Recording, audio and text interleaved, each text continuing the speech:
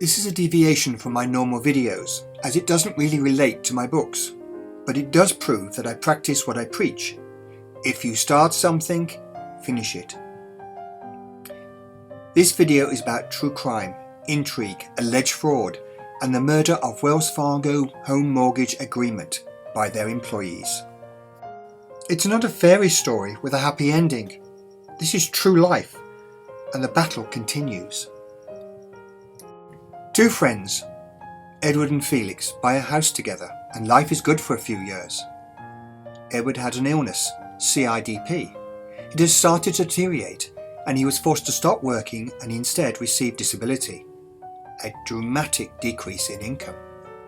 They applied for a loan modification with the help of NACA, the Neighborhood Assistance Corporation of America, in 2012 due to the worsening hardship.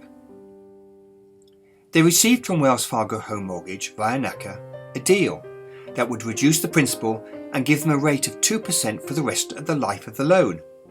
This was recorded on NACA's website and was inputted by someone from Wells Fargo Home Mortgage.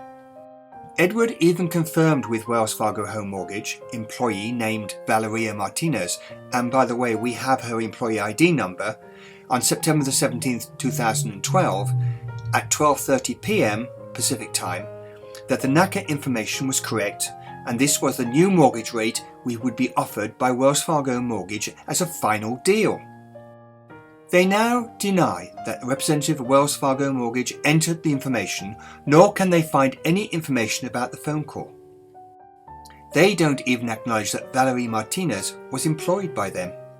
On the NACA website document, it clearly states that NACA has not reviewed the above proposal from Wells Fargo Home Mortgage.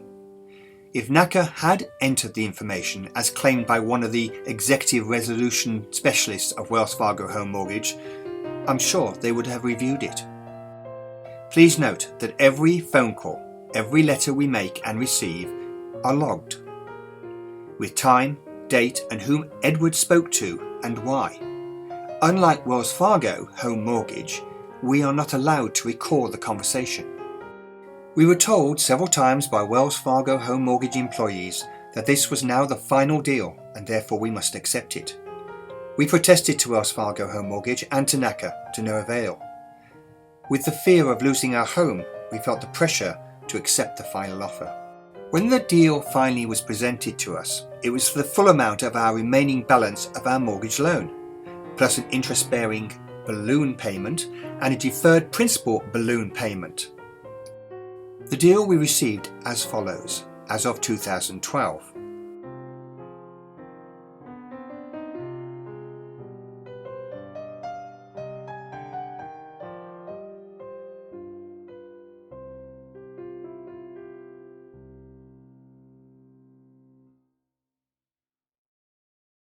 We were given 2% for 5 years, 3% for 1 year, and 3.5% for the rest of the agreement. At present we pay 3.5% on the $179,104.31 and 6.5% on $244,155.76 according to the agreement. Not much of a loan modification, more of a loan shark agreement. Now this is where it gets interesting and the problems start. On September the 22nd, 2014, Wells Fargo Home Mortgage Home Preservation Department informed us by letter that the agreement we had entered into with them had an important piece of information regarding repayment requirements had been left out of the modification document. This important information was the date when the deferred principal balance was to be paid. Since then, we have tried to communicate with Wells Fargo Home Mortgage, and as you will see, the Level 1 representatives of Wells Fargo Home Mortgage claim to be researching and then delaying the answer. These are a list of the employees we spoke to.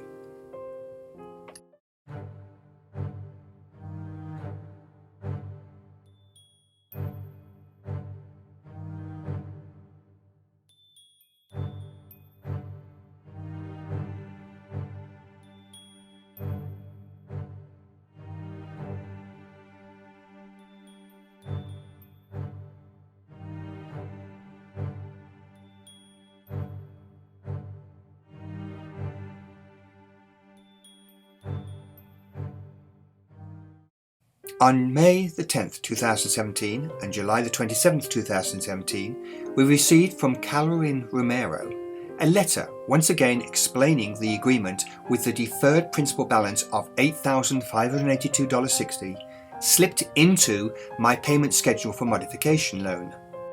They admit she made a mistake in the letter dated the 10th of May and the 27th of May by putting it in a different format. By putting the information in a different format, she violates the modification agreement.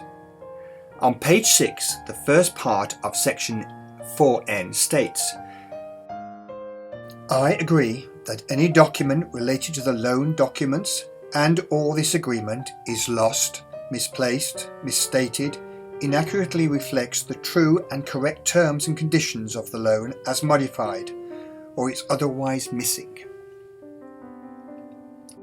Also, they admit they made a mistake in the modification documents. The letter dated the 22nd of September 2014 that informed us something was missing proves that. They admit they made a mistake in the loan modification settlement statement. The amount of $244,155.76 was missing from that document. No one has given us a reason why. We responded once again explaining that they didn't keep their original agreement. Several representatives of Wells Fargo Home Mortgage were involved, each one saying they were researching our claim. It wasn't until Dianne Feinstein got the Consumer Financial Protection Bureau involved that Wells Fargo Home Mortgage took us seriously. Suddenly, our mortgage was transferred on September the 8th, 2017 to Town Point Master Funding Trust. It's a company part of the US Bank.